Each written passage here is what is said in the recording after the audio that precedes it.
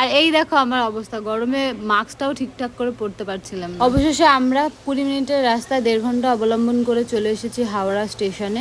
এখান থেকে আমাদের ট্রেন ছিল 2:05, তো ট্রেনটা একটু লেটই ছিল, তাই জন্য সবাই মিলে একটু বসে ওখানে গল্প করছিলাম। আর আমরা বসার জায়গাটা দেখো সিট পাইনি, আর ওখানে গিয়ে আমি একটা অনেক ভালো জিনিস দেখলাম, এত বড় একটা ফ্যান। আমরা এখানে সবাই মিলে বসে একটু খাওয়া দাওয়া করছিলাম, যেহেতু বাড়ি থেকে কারোরই সেরকম কিছু খেয়ে আসা হয়নি, তাই জন্য। আমাদের ট্রেন ছিল 2:05, কিন্তু সেই ট্রেন ঢুকতে ঢুকেছে 3টের সময়, আর ছাড়তে ঠিক 3:30 হয়ে গেছিল। তো তারপরে অনেকক্ষণ বসে থাকার পরে আমরা অবশেষে জানতে পারলাম আমাদের ট্রেনটি 19 নম্বর প্ল্যাটফর্মে চলে এসেছে। আর আমরা অনেকজন মিলে গেছিলাম, তো মানে প্রায় 12-13 জন মিলে আমরা একসঙ্গে গেছিলাম, তাই জন্য ট্রেন ঢুকলো। তারপরে সবাই আস্তে আস্তে ট্রেনে উঠে পড়লাম। আর যেহেতু সবাই আমার মামাসিরা সেরকম একটা বাইরে জার্নি করে না, তো সবাইকে যে যার মতন সিটে বসিয়ে দিলাম। অবশেষে আমাদের ট্রেনটি ছাড়লো হাওড়া থেকে দীঘা যাবার উদ্দেশ্যে।